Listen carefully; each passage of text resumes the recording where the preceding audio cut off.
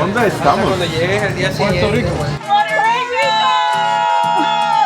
Seguido me verán por LA navegar con un perfil bajo de andar. Traigo pacas verdes buenamente siempre al frente y bien pendiente listos para accionar. No soy de problemas pero si buscas la encuentras, la pacada nunca de faltar. Y bien placos son en el Acura 905 les de arremangar. Ey, siempre con mi Dios y mis sanjuditas a la orden del viejón. Y con mi compita que no falte mi amor.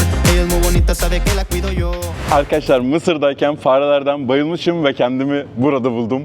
Başka bir şey dileseymişim. Şu anda Atlantik Okyanusu'nun kıyısında muhteşem bir ülkedeyiz. Bad Bunny'nin memleketi. Burada Bad Bunny artık bir yarı tanrı kıvamında. Porto Rico bayrağı. Artık öyle bir baskı olmaya başladı ki abi çık şu Suudi Arabistan'dan, abi çık şu Mısır'dan. Artık pis yerleri gösterme. Tamam arkadaşlar, size artık tertemiz yerleri göstereceğim. Dünyanın en güzel kıyılarını göstereceğim. En güzel sahillerini göstereceğim. En güzel gece hayatını göstereceğim. Başlıyoruz. Porto Rico gezimiz ve Güney Amerika, Latin Amerika gezimiz başlıyor.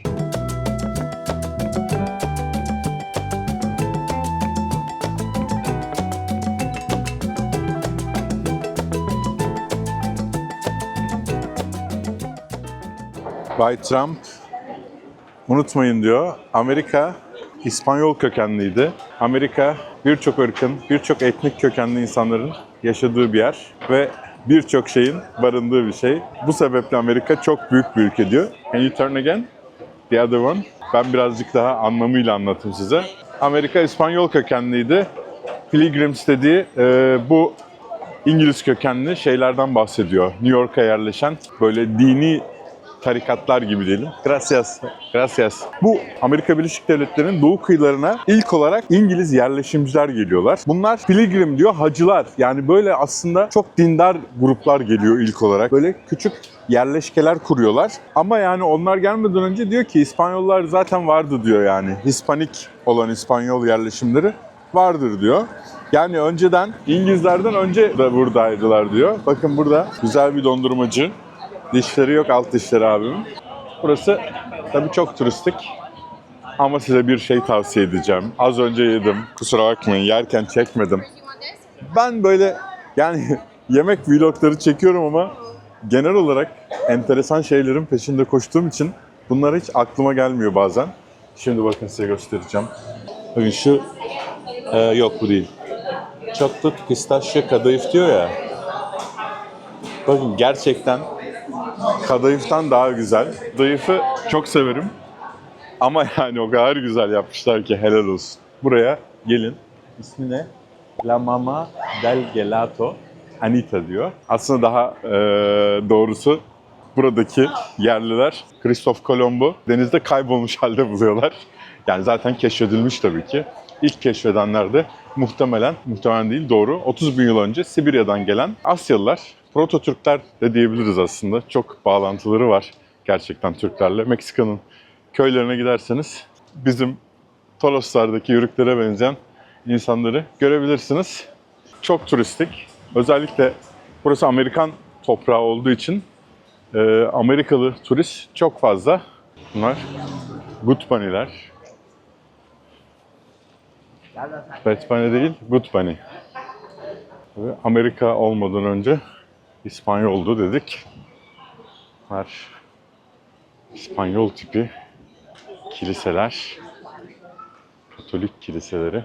Arkadaşlar biliyorsunuz yıllardır seyahat ediyorum ve tüm gelirlerimizi Darüşşafaka'da depremden zarar görmüş öğrencilere burs olarak veriyoruz. Bu yolculuğumda bana Just English Dil Okulları inanılmaz yardımcı oldu ve hala oluyorlar. O sebeple Just English Dil Okulları'nın Amerika'daki ve Türkiye'deki dil okullarını tercih etmenizi tavsiye edeceğim ve size küçük bir karşılaştırma yapacağım. Dil nasıl öğrenebilirsiniz? Dünyayı gezmek dışında ticarette, iş hayatında İngilizce artık çok önemli. Her şeyden önemli. Peki İngilizceyi nasıl öğrenebilirsiniz? İlk olarak üniversitelerin hazırlık bölümünde öğrenebilirsiniz. Şöyle dönüyorum. Arkadaki manzarayı da görün. 600 bin lirayla 2 milyon lira arası öderseniz üniversitelerin hazırlık bölümlerinde İngilizceyi size öğretebilirler. Bunun dışında Just English'te ya da herhangi bir dil kursuna giderseniz 80 bin ila 200 bin lira arasında dil eğitimi alabilirsiniz ya da çocuklarınızı aldırabilirsiniz. Ve üçüncü şıkta şöyle yapay zeka ile öğrenebilirsiniz. Evet, budası da neredeyse 0 liraya patlar. Tabii ki Just English yapay zeka devrimini görmezden gelmiyor. Aynı zamanda yapay zeka destekli eğitim ile en iyi öğrenme yöntemini sunuyor.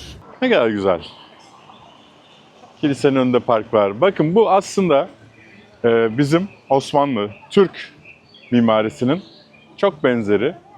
Bizde de böyle caminin önünde büyük bir meydan olur, çınar ağacı olur. Yaşlılar, gençler o parkın içinde oynar. Biz bugün kendi yüzyıllar önce yarattığımız o kültürü, şehir kültürünü kaybetmiş durumdayız. Yani caminin etrafında parklar. Şimdi yani bir park görmek mümkün değil ya. Yani olacak iş değil. Ne yazık ki. Bakın eski köylere çınar ağacı vardır köyün ortasında. Kocaman. Onun gölgesinde insanlar serinler yazları. Biz bunu kaybetmişiz. Bakın burada küçücük, daracık bir yer ama çok güzel, insanlar eğleniyor. Bu tabii İspanyol mimarisi, koloni mimarisi buralar. Ama Taksim'de bir yer var biliyorsunuz böyle. Tam bir Beyoğlu mimarisiyleydi. Sonra onu değiştirip bu renge boyadılar. Bunun tarzı bir renge boyadılar.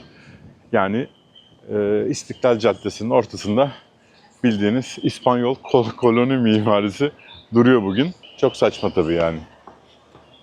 Burada güzel ama yani bizim kendi Türkiye özgü mimarimiz var. Ne alaka yani? Bir de eski bir binayı yapıyorlar. Sokaklar o kadar güzel ki böyle bir saattir dolaşıyorum. Arada kahve içiyorum.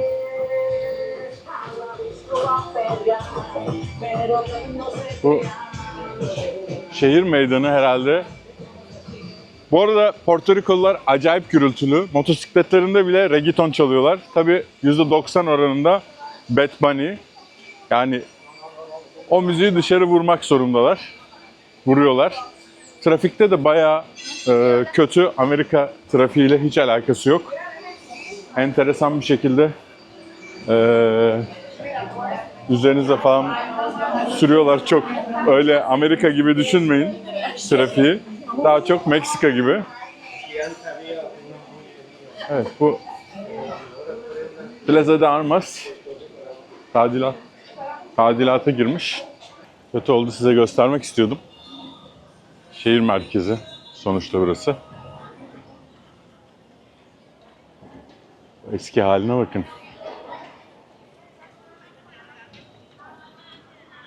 Bir tane tramvay varmış. Tramvayı görmedim. Da yeni hali düzenleniyor. Bu Marshalls biliyorsunuz Amerika'nın ucuzluk TJ Maxx, Marshall ucuzluk marketlerinden. Bu konuyu işlemiştik. Videomda var. Aa, kavga çıktı. O kabron diyor. Bu Marshall ucuz arkadaşlar, bedava, çok ucuz, markalar vesaire. Çok ucuz. Amerika'ya gelirseniz TJ Maxx, Marshalls. Ben Marshalls'ı... Ay kadın ne kadar... Kabron diyor. Küfür kabron. Bakın bu Turkish Beef Chicken Gyro. Gyro. Kebap yerine Gyro almış burada. Kebabı bilmiyorlar herhalde. Şavarma, falafel, kebap. Aha, Turkish coffee diyor. Pikanti falafel. Pikante acı demek. Pikante acı demek. Turkish Delight, baklava, Dubai çikolatası. Oha, Turkey mentioned arkadaşlar. Ne ki? Aa, baklava. Oha, Efesus, Aha, Türk. Şaka mı bu? Şaka mı bu? Oğlum burası Türk işi. Aha, bunlar Türk. Paşa kadayıf. Baklava. Bunlar herhalde Honeyball. Tulumba tatlısı. Bunlar Türk ya. Efesus, Akdeniz. Ben genelde Türkçe yazılı yerlere girmiyorum arkadaşlar. Onun sebebini tahmin edebilirsiniz.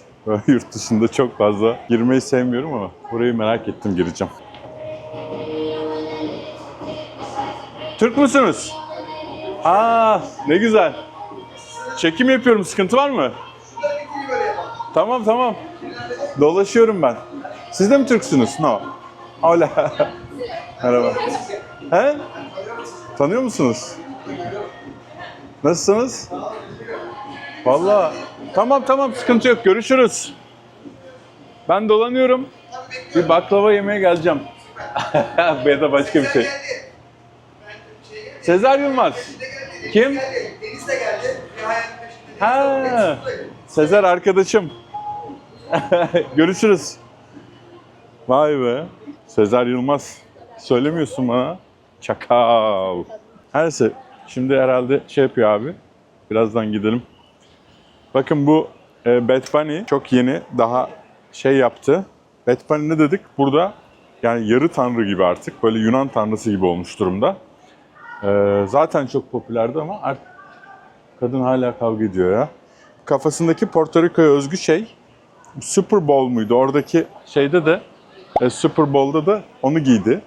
Beyaz elbiseler vesaire. Hep Super Bowl için hemen yapmışlar zaten. Ama kadın, dur bakalım ya, kadın bayağı kavga ediyor. Cinayet çıkarsa çekelim. Ha bakın işte o Bad Bunny'nin Super Bowl'da giydiği şapka bu. Buradaki şeker tarlalarında. Ha, bağırışıyor onlar yani. Bak bunlar Türkiye ve Orta Doğu dışında böyle son ses bağırırlar ama birbirlerine vurmazlar arkadaşlar. Hiçbir zaman o boyuta gelmez böyle. Yüz yüze bağırırlar. Birbirlerine vurmazlar hiçbir zaman. Bağırıyor ama o şey şiddetine çok dönüşmez. Bakın bu işte o Super Bowl'da üzerinde beyaz keten elbise var Bad Bunny'nin ve kafasında da bu şapka var. Bu şeker kamışı tarlalarında çalışan işçileri sembolize ediyor. Şeker deyip geçmemek lazım. Şeker çok önemli. Karayiplerin ekonomisi için. Mesela şeker fiyatları 1. Dünya Savaşı'nda zirveye çıkıyor ve Küba acayip zenginleşiyor falan böyle. Çünkü Küba işte buralarda inanılmaz şeker var. Ama sonra dibe vuruyor. Küba fakirleşiyor. Yani buranın ekonomisi için şeker, tütün vesaire çok önemli ama şekerin özel bir yeri var. Başka bir bölümde daha detaylı anlatırım. Küba'da anlatmak daha doğru olur şeker olayını. Vallahi ben ilerliyorum. Baklavacı abiyi unutmayalım. Hi, is this the President Palace? Like the mayor? Is this the palace of president or Governor. governor? What's the name? His name is Governor Jennifer González Colón. Ah, Colón. Como Cristóbal Colón. Yeah. Sí, muchísimas gracias. Burası valisi. Valisinin sarayı arkadaşlar. Tabii Porto Rico valisi buranın başkanı gibi. Ben size bir şey söyleyeceğim. Bad Bunny şu anda genç. İleride buranın başkanı olacak. Yani valisi olacak ya da bağımsızlığını kazanırsa eğer Porto Rico başkanı olacak. Yani bağımsızlık hikayesi bence zor ama buraya yazalım. Bad Bunny biri olacak. Zor ama imkansız değil. Buranın halkıyla alakalı. Yani Amerikan vatandaşı olmak da güzel bir şey. Her ne kadar Amerikan seçimlerinde oy veremiyorlarsa da. Ama buradan taşınıp mesela New York'a, Texas'a, Michigan'a vesaire taşınırsa oy verebiliyor. Ama burada yaşıyorsa Porto Rico vatandaşları ABD'de oy kullanamıyor. Yani arafta bir durumdalar. Oy kullanmak istiyorlar. Hola amigo. Gracias. Pek iyi bir müzik değil gibi. Bakın surların derinliğine ve gücüne bakın. O dönem inanılmaz korsanlık faaliyetleri var. Ve bazı korsanları işte ülkeler destekliyor. Atıyorum işte İngilizler, Fransızlarla ya da Hollandalılarla savaş halinde diyelim. İşte İngiliz donanmalarını bassın diye İspanyollar, Hollandalılar korsanları destekleyebiliyor. Yani böyle çok güçlü korsanlar var. Hatta Nassau'da korsan krallığı kuruluyor, yani bildiğiniz devlet kuruyor korsanlar. Bu da çok özel bir durum. Korsanlar çok güçlü. Şuralardan topların ateşlendiğini düşünün. Bam bam bam. Hey gidi. Çok büyük paralar arkadaşlar. Ben eski bölümlerde çok anlattım bunu ama İlk bölümlerde özellikle Güney Amerika'dayken köle üçgeni var. Ve bu inanılmaz para getiren bir iş. Yani Avrupa'nın zenginliği buraya dayanıyor neredeyse. Şöyle, İngiltere'den çıkıyor gemi. Basitçe anlatayım. Bu İspanya'da diyebilirsiniz buna, İngiltere'de diyebilirsiniz, Fransa'da diyebilirsiniz. Yani kolonizasyon yapmış tüm ülkeler bunu uyguluyor. Hollanda'da uyguluyor. Bazıları ilk Portekizliler ve İspanyollar başlıyor bu iş ama İngilizler, bokunu çıkartan İngilizler, yani parayı asıl vuran İngilizler, atıyorum Liverpool'daki limandan çıkıyor gemi. İçine silahları dolduruyor. Tamam mı? Bakın ticaretin üçgen yapıyor ve ticaretin boyutunu göreceksiniz. Ne kadar karlı olduğunu göreceksiniz. Gemiyi doldurdu mu? Doldurdu. Liverpool'dan Batı Afrika'da atıyorum Gore Island'a gidiyor. Gore Island. Şarkısı da vardır. Gore Island, Gore, Gore, Gore. Köle adalarından bir tanesi bu. Orada köleleri tutsak eden beyazlar değil. Yine Afrikalı krallar. Onlar bu köleleri getirip bu köle pazarlarında satıyorlar. İngilizler geliyor. Afrikalı krallara ya da kabile reislerine vesaire o silahları satıyor. Sattı mı? Gemiyi boşalttı. Ticaret bir. Gemi boşaldı. Gemiyi kölelerle dolduruyor. Ama yani tıka basa insanla dolduruyor düşünün ve birçoğu ölüyor. Seçilmiş köleleri, Afrikalıları seçiyorlar, en güçlerini. Onlar bile ölüyor. Ondan sonra gemiyi yine doldurdu, sattı, boşalttı, doldurdu. Karayipler'e geliyor. Karayipler'de ne var? Karayipler'de tarlalar var. Bu tarlalarda ağırlıklı şeker, tütün, baharat vesaire vesaire, kahve üretiliyor. Bunu kimler yapıyor? Çok güçlü oldukları için Afrikalı kölelere yaptırıyorlar. Buranın yerlileri, mesela buradakiler Taino yerlileri dayanamıyorlar o kadar çalışmaya. Mesela Meksika Maya yerlileri dayanamıyorlar. Çünkü çok küçükler. Maya yerlileri Meksika'da ben size gösterdim. Benim belime geliyor insanlar ve çok zayıflar. 30-40 kilo. Erkeklerden bahsediyoruz ki şu anda hani 50 kilo. Aradan 400-500 yıl sene geçmiş yani. Güçlü değiller ama Afrikalılar uzun boylu, güçlü. Bugün NBA oyuncularını görüyorsunuz yani. Onların torunları onlar. Buraya getiriyorlar. Landlordlara, tarla sahiplerine satıyorlar. Ondan sonra gemi yine boşaldı. Bu sefer gemiyi şeker, altın, gümüş, buradaki madenlerden tabii çıkan altınlar, gümüşler, tütün, ne varsa, ne bulabiliyorlarsa, ne karlıysa Avrupa'da o dönem, onunla doldurup gemiye götürüyorlar. Bunun devamlı yaptıklarını hayal edin ve Avrupa'nın zenginliğinin boyutlarını hayal edin. Hernán Cortés, Meksika'yı fetheden kişi, konkistador deniyor. O kadar çok altın taşıyor ki Avrupa'ya, o kadar çok altın taşıyor ki Avrupa'da altın bolluğu yaşanıyor ve altının fiyatı neredeyse sıfırlara düşüyor. Yani düşünün çok çok dibe vuruyor. Hernán Cortés ününü yeniden kazanmak için müthiş bir herif yani. Böyle Aztek İmparatorluğu'nu böyle küçücük bir askeri tabur mu deniyor artık? Çok az askerle, İspanyol askerle yıkmış bir adam. Osmanlı'ya karşı yeniliyor, ününü kazanmak için Osmanlı'ya karşı komutanlık yapıyor. Denize düşüyor, kurtuluyor. Küçük bir odada Azteklerin lanetiyle ölüyor. Sonrasında fakir olarak ölüyor Hernán Cortés. Yani bu dünya Hernán Cortés'e bile kalmıyor arkadaşlar. Kime kalsın? Vallahi ben dolandım, yine beni Türkiye'ye çıkarttı. Ephesus Mediterranean Delight. Bu da mı Türk acaba? Kolay gelsin. Türk müsünüz? Evet, hoş geldin. Hoş bulduk. Yanlı ortak mısınız yoksa şey mi? Aynen. Aynı mı? He.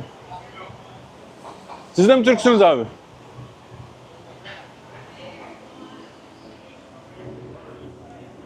Türkler her yerde ya. Neyse ben bir yana gideyim sonra oraya gelirim. Yeni de dondurma yedim. Merhabalar. İsminiz nedir? Sıdıka ben. Sıdıka. Evet. Ne güzel. Neresiniz? Ben aslen aslen Antakyalıyım. Hatay Antakya. Evet. Çok güzel. Bizim oralardan. Benim Evet, artık evet. Hataylı sayılırım. O kadar çok arkadaşım var ki. Ben Bursalıyım ama. Güzel. Neresi Antakya? Antakya, merkez Antakya. Ha, merkez Hatay, Antakya, çok Antakya güzel. merkez, evet. Uzun yıllardır İstanbul'da yaşadım, 10 yıl. Daha sonra yeni geldim ben de, 2 ay oldu buraya. Çok güzel. geldim. Memnun musunuz? Memnunum, evet, güzel. İspanyolca öğreniyor musunuz? Yani Az az, poquito poquito diyebiliriz. O arkadaş zaten direkt Hataylı ya. Aa, yok. Ha? Şey Hayır, mi? kendisi Lübnanlı. Ha. Evet, buradaki arkadaşlar sadece Ufuk abiyle ben Türk'üz. Lübnanlı, diğer arkadaşımız da Hatay Lübnan yakın zaten ya. yani, evet. Arap kendisi o aslında. Ha, evet. Ama kendisi tabii ki hem İngilizce hem İspanyolca biliyor. Şeyini giymişsiniz ha? Her zaman destekliyoruz takımımızı. Benim Evet, Fenerbahçe fotoğrafı var. videomu izlediniz mi? Fenerbahçe. İzledim, izlemez miyim? Arjantin'deki. Aynen Evet. öyle. İşte o benim, işte o benim. Ama Sizi çok memnun olduk ama biz sizi zaten YouTube'dan tanıyoruz. Çok teşekkürler. Çok güzel programlar yapıyorsunuz ve bunu da severek seyrediyoruz. Vallahi benim hiç aklımda Bir Porto Porto yoktu. Rico'da Türk görmek yoktu ya. Ben Fenerbahçeli olarak bir Porto Rico'da bulunmaktan da gurur duyuyorum. Anlatır mısınız hikayenizi nedir? Şöyle söyleyelim, burası bizim arkadaşımızın dükkanıdır kendisi. Ha Evet, biz tatil amaçlı geliyoruz.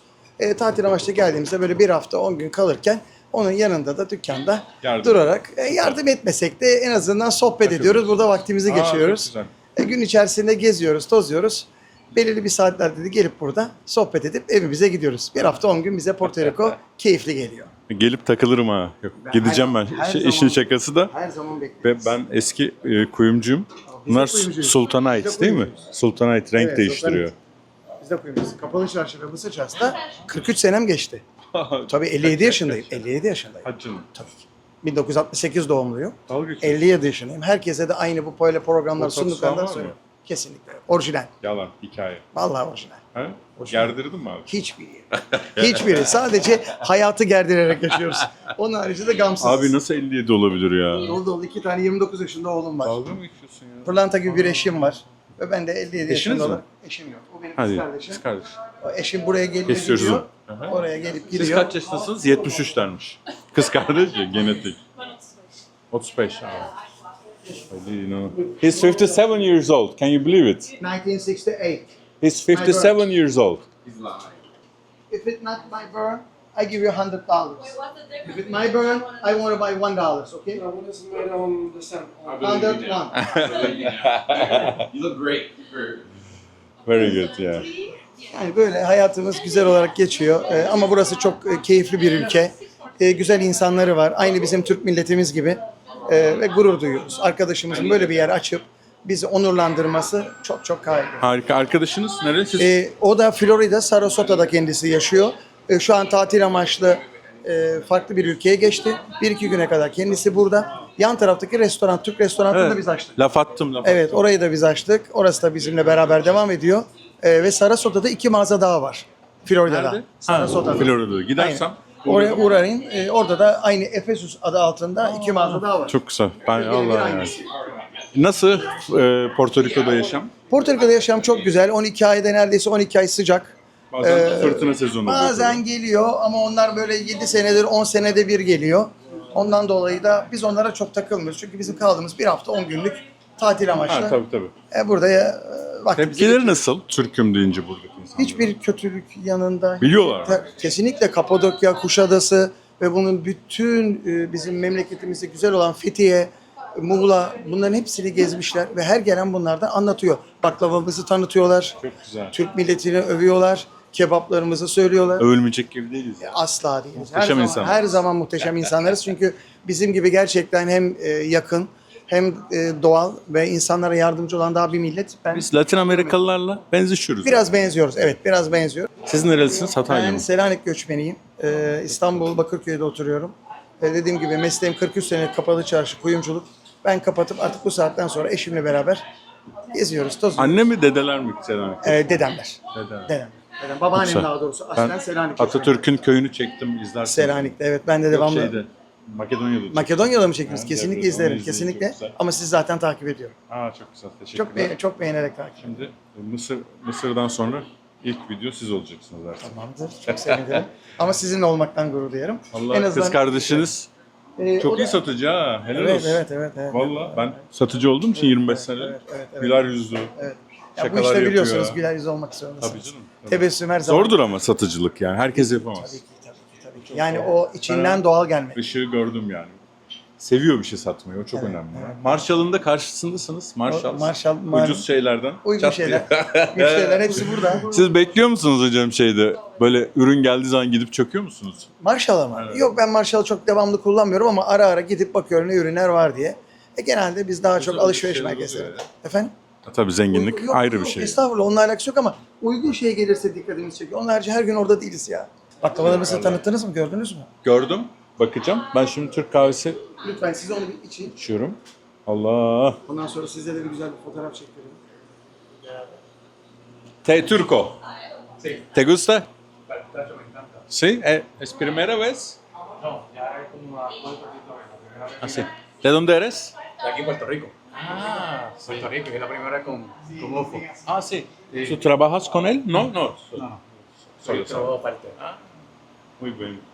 Sí, sí. El lugar me ha encantado muchísimo. Es otra cosa. Sí. Gracias. Vay be. Vallahi o kadar Sizin ilk mutlu oldum gelişiniz? ki. Ben Porto Rico'ya ilk defa geldim. Gerçekten güzel ama devamlı gelmenizi de tavsiye ederim. En azından tatil amaçlı. Belki çekimler de yapabilirsiniz doğal. İşinizin, mesleğinizi geliyor ama tatil amaçlı kesinlikle tavsiye ediyorum. Çok kaliteli bir ülke, çok sakin bir ülke. Havası çok güzel ya. Çok güzel. Serin ya. Çok muhteşem. Çok güzel. Ben böyle cehennem gibi nem olacak falan düşündüm. Kesinlikle değil.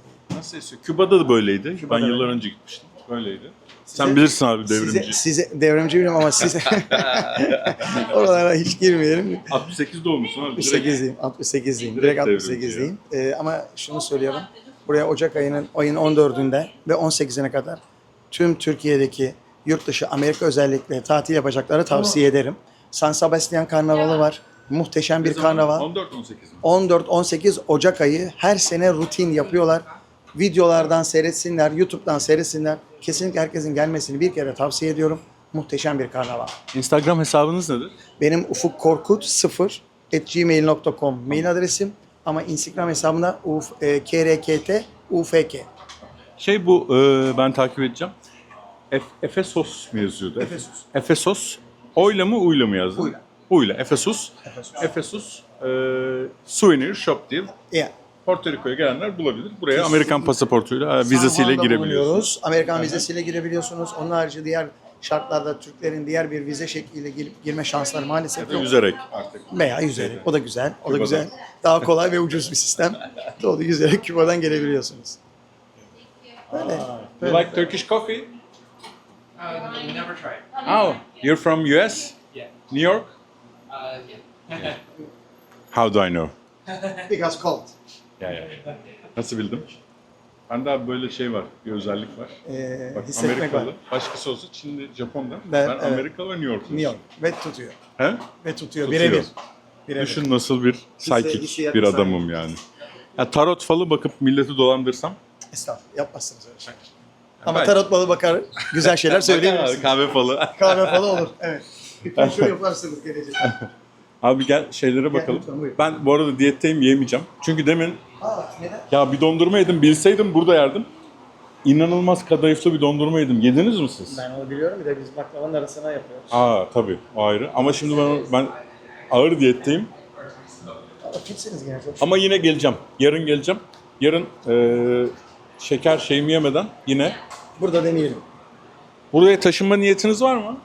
Buraya taşınma niyetimiz aslında baktığınız zaman düşünürsek olabilir. Ama biz genelde eşimle açık söyleyeyim dünyayı gezdiğimiz için bizim burada taşıma vaktimiz olmuyor. Çünkü Miami, San Juan, Yunanistan ve özellikle de üçümüz yani eşimle birlikte, çocuklarla birlikte genelde tatil yapıyoruz. Ha, çocuklar da var. Tabii onlar da var, büyük onlar da. Onları da yanımıza katarak bir şekilde hayatımıza devam ediyoruz. Siz taşınmak ister misiniz buraya? İstanbul cehennem artık ya.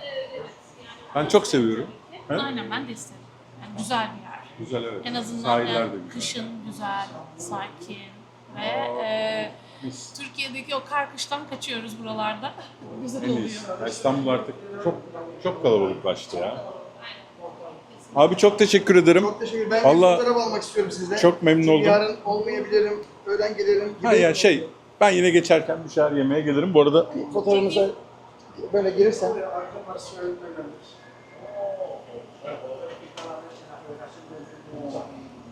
kahvemi de alayım da. Hayır ödeyeceğim Öyle bir şey yok. Hayır Öyle bir vallahi. şey- Hayır. Neyse. Olmaz öyle bir şey olmaz. Ben varken yok. Ama ben yokken ne istersen söyleyebilirsin. Hayır olmaz.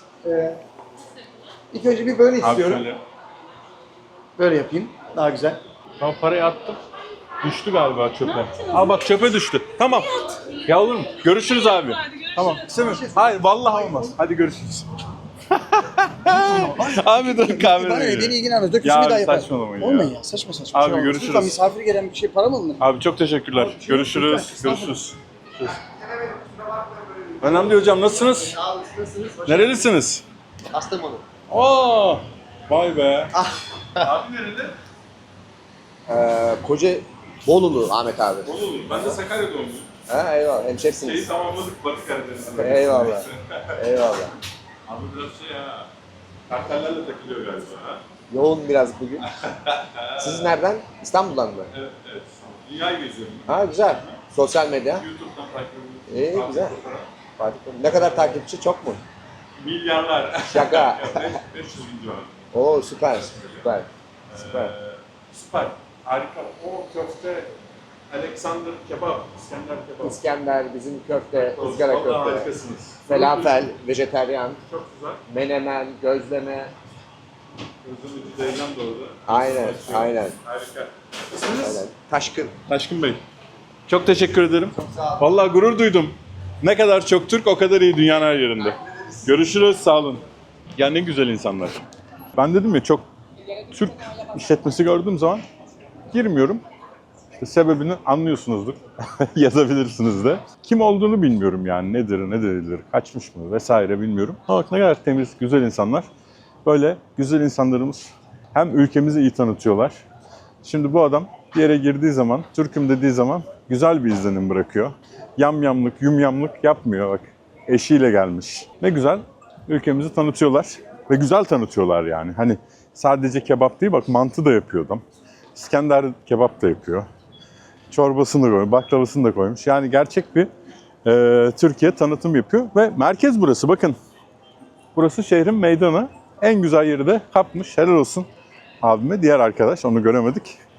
Oh Türk kahvemizi de kaptık. Al bakın. Bana yol gözüküyor. Benim fallarda hep öyle çıkıyor arkadaşlar. Fatih'cim sana yol gözüküyor. 1-2 milyon dolar çıkar inşallah bu sefer ya bak. Falımda neler çıktı bakın. Evet faldan anlayanlar lütfen yazsın bak. Burada bir Aztek tapınağı. 2 tane yol var. Mavi sakal 2 yol. Orada solda orası San Sebastian Caddesi. Aha. Oranın en son köşesinde La Factoria diye bir... Ha biliyorum. Orayı hani bilmiyorsanız Biliyorum. dünya sıralamasında ilk 20 barın içerisinde. Biliyorum. Eyvallah. La Factoria. Çünkü benim kaldığım hostelde devamlı oraya gidiyorlar. Ha güzel. Öyle yani. Güzel. İyi eğlenceler. Görüşürüz. Tamam hocam görüşürüz. La Factoria buranın en ünlü mekanlarından bir tanesi. Herkes gece oraya gidiyor. Orayı da çekeceğiz. Bakın bu da yine bir Türk dükkanı. Dos Lobos. Lobos ne? Kurt. 2 kurt. Empanada barı. Empanada Arjantin'de, İspanya'da yapılan ama Arjantinlilerin yaptığı güzel olan bir yiyecek. İçinde et olan böyle bir poğaça gibi bir şey diyelim. Börek mi diyelim anlamadım. Şu haç kaç seneliktir kim bilir.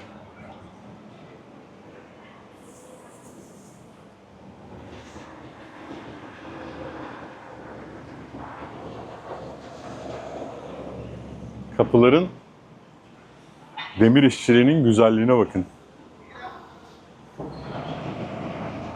Hey gidi be. Hey gidi İspanya Krallığı. İspanya.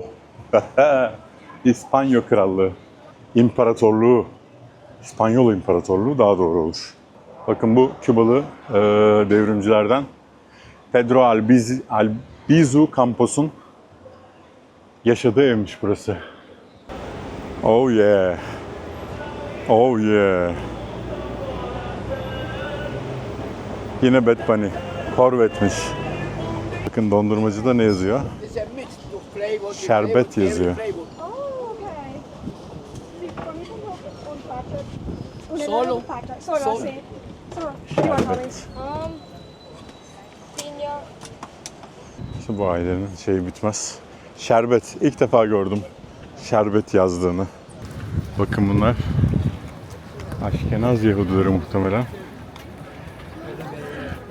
Bunlar çok tutucu Yahudiler oluyor. En az 100-150 kişi gelmişler. Ve hepsinin üçer beşer gözüken küçük çocukları var. Büyükleri de vardır. New York'ta yaşıyorlar genel olarak. Çok tutucu bir Yahudi grup. Muhafazakar oluyorlar. Bu arada hava bayağı ısındı ama esiyor böyle güzel okyanus şeyi. Kadınları tam çekemedim. Bir de yani problem yaratabilirlerdi yani. Direkt yüzlerini çekseydim.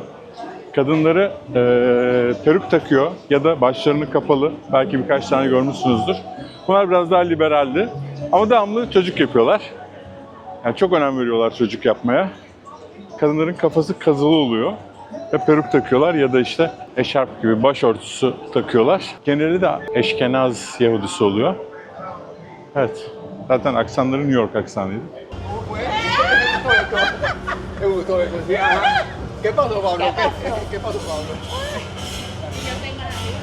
Kurbağa Prens. ¿Dónde estamos? Cuando llegues el día siguiente. Puerto Rico.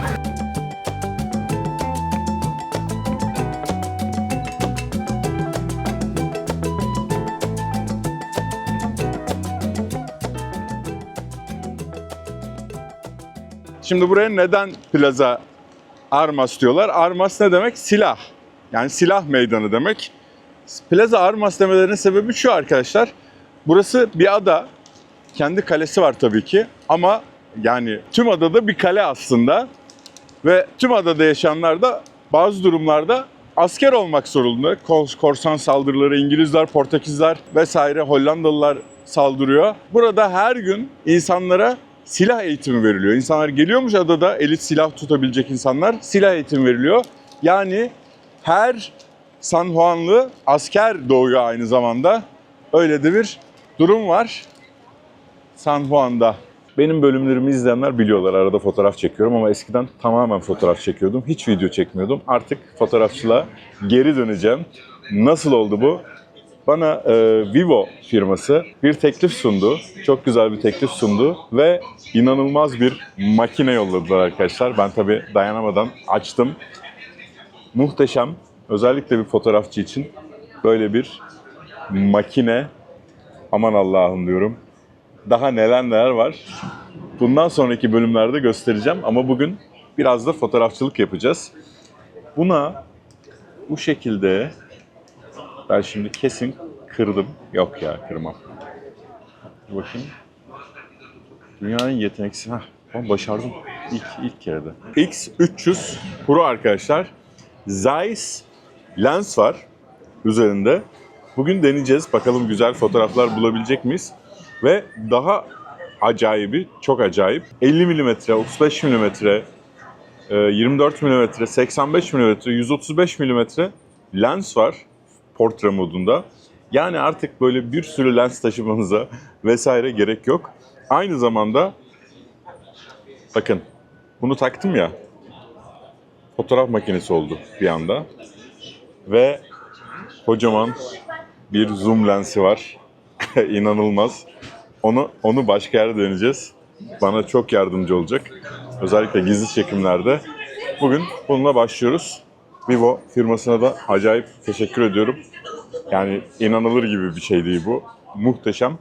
Evet, Pina Colada bu adada icat ediliyor. Turistlere söyledikleri şu, Baracina diye bir restoran var. 1963 yılında burada icat ettiler diyor. Ama orijinali şu arkadaşlar, 1954 yılında Ramon Monchita Marrero 3 ay deniyor bu içkiyi yapmak için. Hilton Otel'de rom, Hindistan cevizi kreması, ananas suyu, buz karışımını geçecek Pina Colada ya. Bak pinya yazmışlar burada. Evet. Ulusal içeceği bu arada. Bizde var ya ayran mı, şey mi, rakı mı diye. İkisi de. Niye 2 tane ulusal içeceğimiz olmasın? Daha fazla. Pina Colada bu şekilde ortaya çıkıyor ve muhteşem. Gerçekten inanılmaz. Tabii taze her şey buradan. Yerim ben bunu. Çok güzel. Hadi bakalım. Birkaç tane portre fotoğrafı çekelim. Deneyelim aletimizi. Evet, ilk denemeyi yapalım. Alet muhteşem ötesi.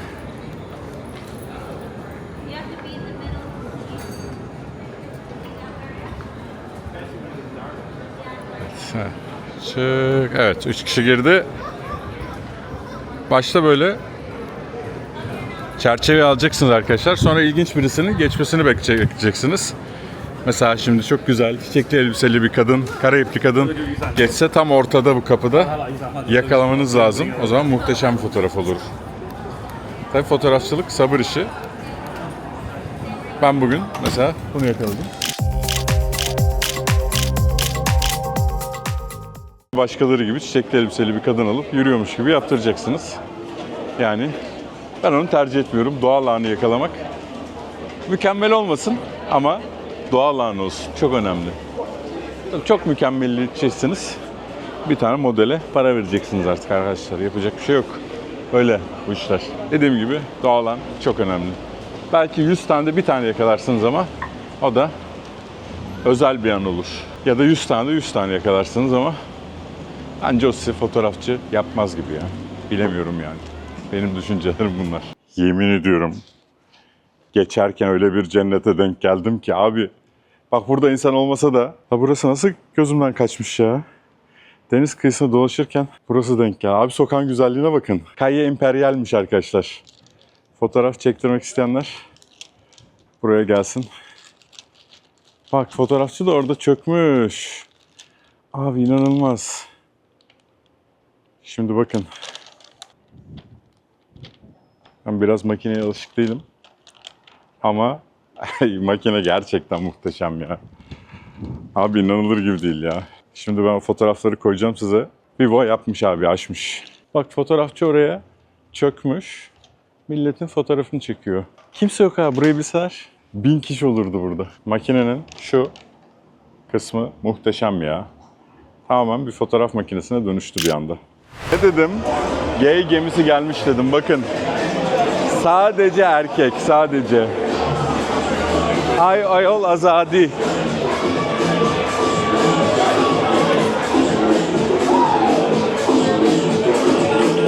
Bak şimdi.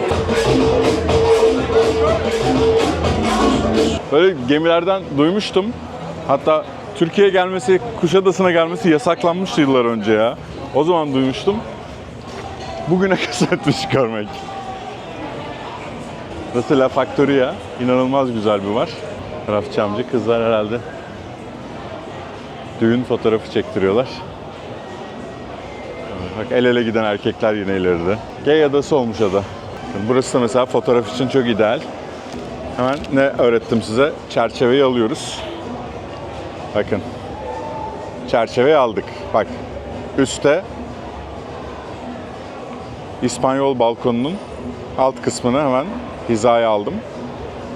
Daha indirebilirsiniz. Böyle. Şimdi buradan ilginç birisinin geçmesini bekleyeceğiz. Bakalım. Bekliyorum ben. İki elle çekmek zor oluyor arkadaşlar. Yani zor derken titretiyorum. Onun için yani beklerken yoruluyorum bir de yani tek elim.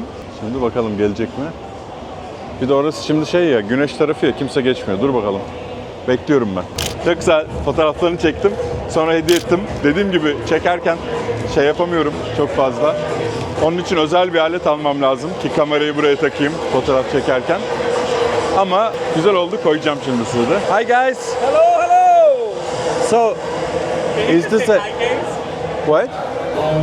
Hi guys. Hi guys. Hi gays. Yeah. Hi gays is good too. Yeah. That works. Is this like a gay trip? You're like It's a gay cruise. Gay cruise? Yeah. How many gays are there? 3,500. 500, I think. 3,500 gay people in one ship. Any woman? Yeah, there's lesbians, there's straight couples. How much do you pay for the trip? Do you know? Depends on the room. It ranges We talked to the daddy, so the daddy. Ah, $2,000. you're the daddy? 2,500. It's good. Where you from? Originally? Brazil. Ah, that's good. So, is it fun? Oh, we love it. Woo, Wakaya! So, where are you going after here? St. Thomas. St. Thomas.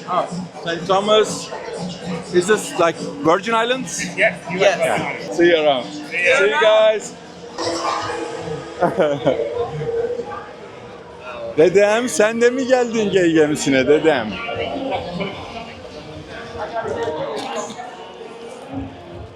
Kaç dedi la? 2500 tane gay, lezbiyen bir gemide. 2500 abi yani. Bayağı bildiğiniz bu adayı işgal edebilirler şu anda. Bu araya gay bayrağını, rainbow flag dikip gay imparatorluğu kurabilirler buraya. 2500 kişi ne demek abi? Çok büyük bir sayı ya. Allah'ım nerede yemek yiyeceğim ben? Acıktım ya. Ay, her yer içki arkadaşlar. Yiyecek yer yok ya doğru dürüst. Dışarı bulayım da acıktım. Şimdi sizi buranın en eski kiliselerinden bir tanesine getireceğim. Bu adayı fetheden Konkistador'un mezarı da burada. Kolomb'dan birkaç yıl sonra geliyor bu abimiz adaya. Şapkamızı çıkartalım. Bu adaya geldikten sonra gençlik çeşmesini arıyor arkadaşlar. Düşünün. Bermuda'da olduğunu öğreniyor gençlik çeşmesinin. Bermuda şeytan üçgeni var ya, oranın olduğu ada. Orayı arıyor, Bermuda'ya gidiyor. Sonra yerlilerle savaşıyor arkadaşlar. Yerlilerle savaşırken ok darbesi alıyor. Ve Küba'ya götürüyorlar tedavi için. Küba'da ölüyor. Sonra cenazesini buraya getiriyorlar. Cenazesi neredeydi ya? Şu tarafta olması lazım. Yok, burası değil. Her şeyi de bilecek değilim. Burası arkadaşlar. Şu yandakiyle karıştırıyor insan değil mi? Burası. Juan Ponce de León abimizin ismi. Bakın hala çiçekler koyuluyor. Oku yiyor. Burası en eski kiliselerinden bir tanesi. San Juan'ın ama en eskisi değil. En eskisi birazdan götüreceğim size. Aynı zamanda tüm Latin Amerika'nın, tüm Amerikalar kıtasının en eski ikincisi. Birincisi Dominik Cumhuriyeti'nde. Oraya gidersek, orayı da gösteririm bugün size. Bu da yeni vefat etmiş. Porto Rico'nun ilk azizi olma yolunda bir adam. Büyük iyilikler yapmış bir adam. Vatikan'dan şeyi bekliyorlar. Azizlik makamının gelmesini, kabul edilmesini. Tabii kabul edilecek. Şimdi bu çok enteresan bir şey. Burada bir aslında kadın gibi görebilirsiniz. Aziz Pius arkadaşlar. Aziz Pius'un bal mumuyla yapılmış bir heykeli mi diyelim, heykeli diyelim. Şimdi büyük bir Katolik kilise yapacaksanız bir Aziz'in vücudundan bir parça olması gerekiyor. Aziz Pius'un parçasını gidip burayı inşa edecek kilisenin rahibi Vatikan'dan alıyor. Yani Aziz Pius'un kafatasını veriyorlar ve burada şu anda Aziz Pius'un kafatası var arkadaşlar. Bakın dişleri görüyor musunuz? Yani gerçek bir kafatası var. Kafatasının içine, üstüne de bal mumundan heykelini yapmışlar Aziz Pius'un. Burası bir otel aynı zamanda. Karşıdaki El Convento gördüğünüz bir otel. Çok fazla şey geziyor arkadaşlar. Burada çok fazla Karayipler'den gelen turla insanlar var. Bir şey dikkatimi çekti. Turların %80 civarı sadece erkek. El ele tutuşan erkekleri gördünüz. Muhtemelen bunlar eşcinsellerin, sadece eşcinsellerin gemileri. Yani eşcinsellere hizmet veren Karayip turları. Yani böyle 200 kişi inmiş gemiden. Turla geziyorlar ama sadece erkek mesela. Yani hiç kadın yok turla. %80'ini de öyle gördüm. Böyle erkek halinde geziyorlar. Burada enteresan heykeller var. Bakın kedi, zürafa heykeli. Kedi zürafa olmuş. Burası kedi bölgesi. Biraz İstanbul'dan kopyalamışlar. İnsanlar buraya gelip kedilerle oynuyorlar. Bolca kedi var. Tiplere bak, tiplere. Küçük bir bölge tamamen kedilere atfedilmiş. Şimdi size çok enteresan bir heykel göstereceğim. Çok komik bir hikaye. Bu adaya en son saldırı 1797 yılında İngilizler tarafından yapılıyor. Sanıyorum Earl Abercrombie öyle bir adam adayı almak istiyor ve çok ciddi, büyük bir saldırı planlıyor 7000 askerle. Evet, bu meşaleli kadınları görüyorsunuz. Ne yapıyorlar bunlar? Birilerini yakmaya gitmiyorlar. İşte haçlar, meşaleler tutuyorlar ellerinde. Bunun hikayesi aslında birazcık enteresan. İngiliz dediğim işte Earl ya da Lord 7000 askerle hem buradan şuradan gemilerle hem de arkadan askerlerle adayı kuşatıyor. Ada boku yedi, sıçtı. 7000 asker çok fazla. Adada çünkü yeterince asker yok. O dönem İngilizler de bunu biliyor. Adada herkes ayaklanıyor ve Tanrı'ya yakarmaya başlıyorlar. Azize, buranın Azizesi var. Ona yakarmaya başlıyorlar. Ve ellerinde meşalelerle sokaklarda dua etmeye başlıyorlar. Kadınlar. Ellerinde meşaleleri bu tarafa gidiyorlar. Geri geliyorlar. Başka gruplar geliyor. Devamlı böyle meşaleli insanlar işte haleluya, haleluya diyerek başlıyorlar dualar etmeye. İngilizler bunu görünce aha diyorlar sıçtık. Binlerce kişi var devamlı ellerinde meşalelerle. Bu İspanyollar diyorlar adaya ek asker yollamışlar. Vazgeçiyorlar arkadaşlar adadan. Yoksa ada İngilizlerin sahibi olacak. O kadınların sayesinde şey oluyor. Ve adaya ilk yapılan kale burası. İkinci bina burası arkadaşlar. İlk kalede burası. Ama çok yanlış bir yere yapıyor İspanyollar bu kaleyi. Yani o kadar saçma bir yere yapıyorlar ki patlıyor. Şimdi bakın koy şurada. Ha, gemiler geliyor zaten girdi adaya. Buradan çıkıp tırmanacak. Saçma bir yere koymuşlar. Oraya yapmaları gerekirken şimdi o kaleye de gideceğiz. Buraya yapıyor ve bu patlıyor. İkinci bina bu. Yanlış yerden dolayı. Sonra tabii başka amaçlar için kullanılıyor yani. Şimdi ikinci bina oydu. Birinci binaya birazdan geçeceğiz. İlk yapısına gidiyoruz. Adanın ilk yapısı bir kale vesaire değil, bir ev aslında. Çok zengin bir aile. Bu evi yaptırıyorlar. Tüm düşünün yani Porto Rico adasının ilk binası hala duruyor. Hala. Tabii izbe bir halde. Eski sonuçta. Bayağı eski. Ne zengin insanlar buralardan yürümüşlerdir. Ne entrikalar, ne paralar girmiştir bu kapıdan. Ama bu dünya bu aileye de kalmamış. Casablanca, beyaz ev demek. 1532'de yapılıyor. Düşünün. 1532. Bakın Casablanca 1532'de yapılmış. Sizin daha iyi anlamanız için şöyle anlatayım ben size. Kanuni Sultan Süleyman Avrupa'ya yaptığı Avusturya seferlerinden bir tanesi 1532'de oluyor. Almanya seferi. Hatta bu seferlerden bir tanesinde Alman imparatorunu kovalıyor arkadaşlar. Yani düşünün o zaman yapılmış bir ev. Beyaza falan boyansa balkonları böyle pimapen yapsanız yeni gibi gözükebilir. Tabii kale gibi yapmışlar. İlk ev kale gibi olmuş. Size oy bugün çok sıcak ya. Bu arada çok güzel esiyor. Şehri Kınus rüzgarlarının yönüne göre kurmuşlar ve inanılmaz güzel esiyor arkadaşlar. Çok serin ve güzel bir ülke. Bakın şu şeylerden bahsedeyim biraz daha size. Tabii böyle okyanus rüzgarlarını almak için yapıyorlar ama çatıda birikiyor evin sıcaklığı. 3 deliği görüyor musunuz? İşte oradan sirkülasyon yapıp sıcak havayı hava içeri giriyor, sıcak havayı bertaraf ediyor. Böyle bir eski bir klima sistemi. İlk yapıldığı zaman sadece bir kata izin veriliyorlarmış. Çünkü top atışlarının kesmesin diye. Burası bir kale dedim ben size. Bütün şehir aslında bir savunma, bütün ada bir kale. Onun için ilk yapıldığı zamanlar, şimdi 2 katlı falan binalar var ama sadece bir kata izin veriliyormuş. Puerto Rico'da. Ay ay ay ay ay ay. Puerto Rico, vaya con Dios. Çocukluğumuzun şarkısı. Bakın size ilginç bir şey göstereceğim. Puerto Rico'da tüm elektrik direkleri böyle binaların çatısında. Bu şekilde. Hiç düz elektrik direği yok bizim bildiğimiz şekilde. La. Kedileri besliyor abim. Görüyor musunuz elektrik direklerini? İlk defa böyle bir şey gördüm ya. Ya da dikkat etmemiş olabilirim ama. Yani güzel fikir aslında. Şimdi buradaki rehberler size hikaye anlatacak. Ona sakın düşmeyin. Bakın bu kaldırım taşları çok özel. Ciddi anlamda aşırı özel kaldırım taşları. İçinde çinko ve bakır olan bir madenden yapılmış. Ama buradaki rehberler şey diyor. İşte İngiltere'den gelen gemiler gemi boş olmasın diye bu taşları getirdiler. Kesinlikle öyle değil.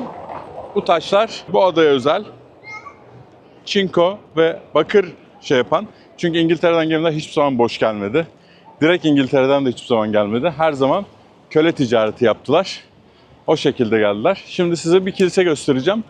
Bu kilise tüm Amerika kıtalarının yani Kuzey ve Güney Amerika'nın en eski ikinci kilisesi şu anda kapatılmış durumda. Gerçekten 1532 yılında yapılmış arkadaşlar. Düşünün, Kanuni Sultan Süleyman zamanında yapılıyor. Çok basit zaten. Dominican rahiplerinin, Dominican rahibi Türkçesi ne oluyor? Dominikan rahipleri mi oluyor? Öyle yaptığı bir kilise. Basit içi. İsteyen Google'dan bakabilir. Kapalı olduğu için. İnsanlar burada, tabii o zaman şehir daha küçük, buraya gömülüyor. Bu meydan aynı zamanda bir mezarlık. Altında 500 kişi var. Bu da adanın fatihlerinden bir tanesi. Yine Juan Ponce de Leon, zaten mezarını görmüştük. Adayı fetheden kişi diğer tarafını gösteriyor. Neden gösteriyor? Muhtemelen orayı da fethedin gibi şey yapıyorlar. Adada Taino yerlileri var. Juan Ponce de Leon geldiği zaman Taino yerlileri var. Taino yerlileri inanılmaz barışçı insanlar. Ama İspanyollar barışçı değil. Yanlarında getirdikleri hastalıklardan bağışıklık sistemleri Tainoların ya da Mayaların ya da Azteklerin vesaire bunlara karşı bağışıklıkları yok. En küçük hastalıkta ölüyorlar ve Taino yerlerini atlarla, silahlarla, getirdikleri hastalıklarla soykırıma uğratıyorlar. Bugün adada hiçbir Taino yerleşimi yok. Hiçbir %100 Taino kalmamış. Sadece İspanyolların evlendiği ya da tecavüz ettiği ya da Tainoların DNA'sı var hala ada halkında ama hiçbir şekilde Taino yerlisi kalmamış. Bu meydanda Tainolara özel yapılmış 500. yılında Tainolarla ilk adada buluşmalarının 500. yıllarında seramikçi Tainolar ve gerçekten yani öyle az gelişmiş bir medeniyet değil. Seramik yapıyorlar. Buradan Meksika'ya bile seyahat ediyorlar. Bu şekilde bir seramik heykel yapmış Portekizli bir sanatçı. Tainolarla ilk buluşma anını sembolize ediyor. Tüm bu heykellerde işte 200. yılı, 100. yılı ve en sondaki de 500. yılı kutluyor. İşte bu ilk buluşma anını sembolize ediyor vesaire. 1492'de yapılmış. Sorry, I'm just filming the dates. Yeah. This square is made for like Tainos to celebrate the meeting of 500 years. So this is like 1492, 1992. That's why I was filming. Thank you. Bu da 500 yıl, 1992 yılında yapılıyor. İlk burayla başlıyor. İşte bu koyunlar 200. yılı temsil ediyor vesaire vesaire. 500. yılda Tainoların seramik sanatına benzer bir heykel yapılmış ve adanın en muhteşem noktasına geliyoruz. Adanın kalesine geliyoruz arkadaşlar. Bugün arkadaşlar tüm Porto Rikolular Amerikan vatandaşı. Porto Rico, Amerika'nın deniz aşırı bölgesi olarak kabul ediliyor. Bir ülke değil ama Araf'ta kalmış bir ülke diyelim. Şöyle, bu insanların hepsi Amerikan vatandaşı. Amerika'da çalışma izleri var, pasaportları var ama oy kullanma hakları yok. Kendi valileri var, valilerini seçiyorlar. Bir Porto Rikolu Amerika'nın herhangi bir eyaletinde yaşarsa oy verebiliyor. Yani Amerikan toprağındayız, Amerikan vizesiyle girebiliyorsunuz ama burada yaşayanlar Amerika seçimlerinde oy kullanamıyor. Sadece Amerika'da yaşamaya başlarlarsa oy kullanabiliyorlar. Amerikan ordusunda birçok Porto Rikolu var. Ben zamanında Marmaris'te çalışırken hep Porto Rikoluydu ama Virginia, New York'ta vesaire yaşıyorlardı bazıları ama bir kısmı da burada yaşıyordu. Yani Porto Rican diyorlar. %50'si Porto Rican diyor neredeyse denizcilerin. Çok enteresan. Çünkü tabii ki burası bir Latin Amerika adası. Çok fazla iş yok ve askerlikte Amerikan ordusuna askerlik iyi para kazandırıyor. Hepsinde iyi para vardı. Böyle yani özel bir durumu var Porto Rico'nun. Birleşmiş Milletler'e dahil bir ülke değil. Evet, ne dedik? Ada İspanyolların ama devamlı Hollandalıların, Portekizlerin, İngilizlerin gözü üzerinde bu adanın. Hollandalılar adaya dalıyorlar arkadaşlar. Adanın diğer tarafından askerlerle ve gemilerle bu adaya dalıyorlar. Ve gerçek anlamda işgal etmek üzereler. Ama İspanyollar ek güç yolluyorlar. Ve gerçekten Hollandalı askerler aynen benim bu şekilde yürüdüğüm gibi şu yarım kolon var ya, yarım kolon. Oraya kadar geliyorlar arkadaşlar. Onu onun için dikmişler.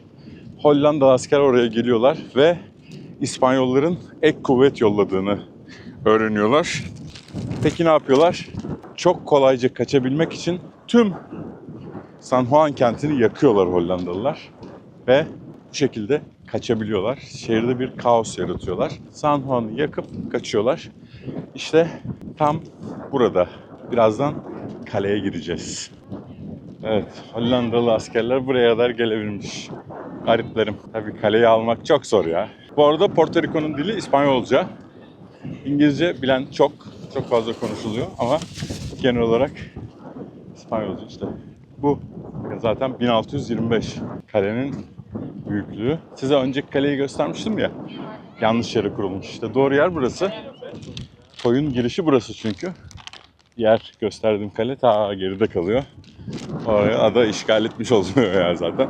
Evet, devam. Cert diye bu ne abi? Castillo San Felipe del Morro Kalesi. Santa Maria Magdalena de Pazis. Abi buraya araba nasıl giriyor ya? Ne çalıyorsun ya? Allah'ım ya Resul. Bit diye çalıyor. Sanki şey. Buraya ne giriyorsun kardeşim arabayla yani? Ne var burada? Bak hala çalıyor. Hey. Oğlum çok güzel lan. Aa, horoz. Şşt, şşt. Horoz. Abi, Alvarez ailesinin mezarlığı. Ne güzel heykeller. Benim bir videom var. Arjantin, Buenos Aires'te. Dünyanın en güzel mezarlıklarından biridir. Burası 1863 yılında kurulmuş. Baksanıza girişin şeyine. Kimse de girmiyor ya. Acaba yanlış yerden mi girdi? Bence o taraftan giriş kapısı var başka. Burayı kapatmışlar. Korsanlar, şu kalınlığa bakın. Kapı. Buradan gireceksin de içeri. Bunu başarabilen çok az millet var. Biz bunlardan biriyiz. Osmanlılar. Yani Viyana ya. Viyana'yı alıyormuşuz da. Şükretsinler. Polonyalılar kurtardı onları. Hala içimde bir yaradır. Mazi kalbimde bir yaradır. Eminim çok güzel heykeller var o mezarlıkta. İşte denizin kıyısına. En güzel yere gömülmüş adamlar ya.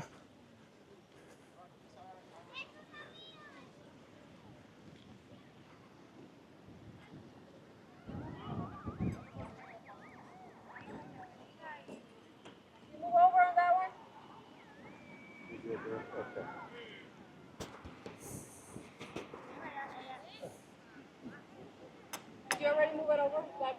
Yeah, I pulled it out. So as long as we don't straighten that. Ne arıyorlar o? Bip bip bip ses çıkartıyor. Arkadaşlar mezarlık devam ediyor. Bakın. Ama mezarlığa giriş yok muhtemelen. Çünkü hiç kimse yok. Yani şöyle. Ve burada insan varmış. Korkut. Böyle. Yani tüm sahil neredeyse mezarlık.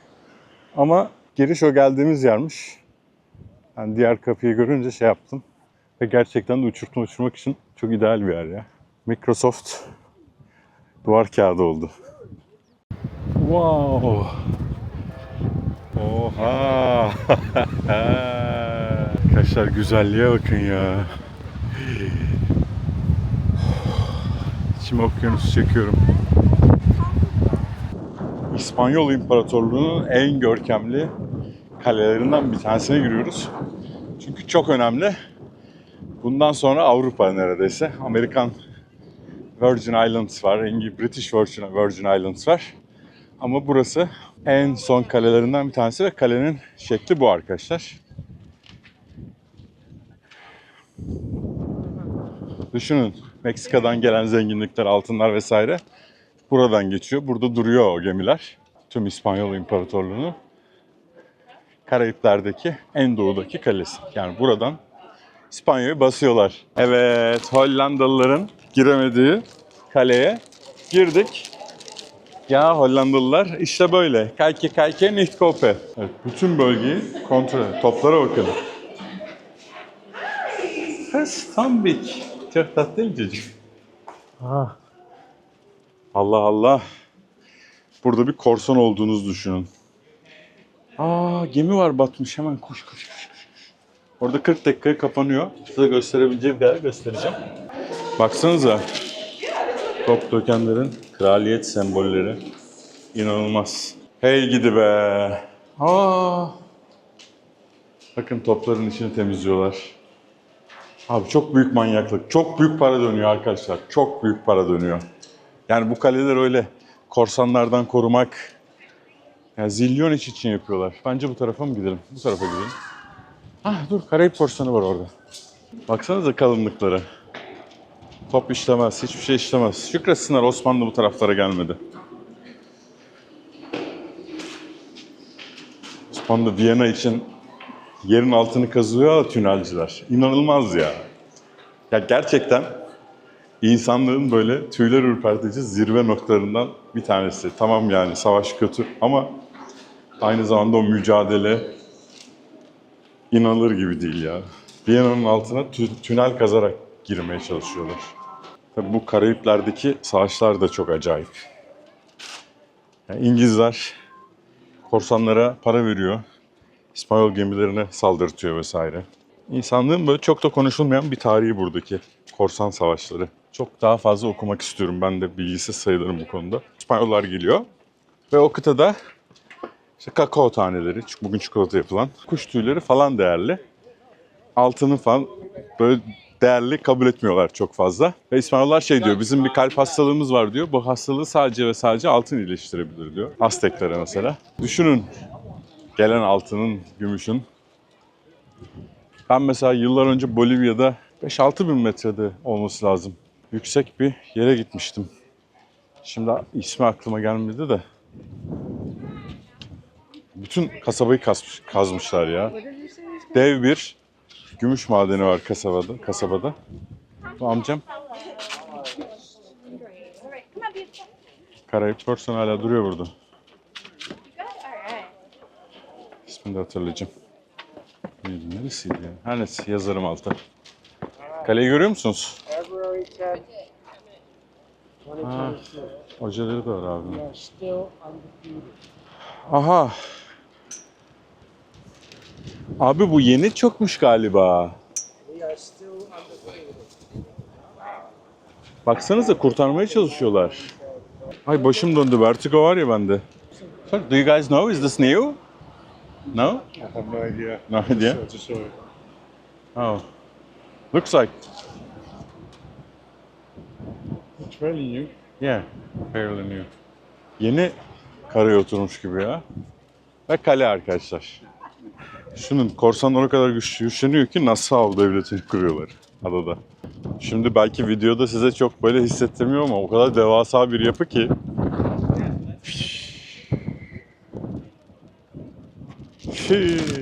Bir foto çekeyim be. Çok kendimi çekmiyorum da çekeyim burayı. Güzelmiş. Bakın buradan bir kat daha aşağı ineceğiz. Bakın neler var aşağıda. Oo ne güzel esiyor.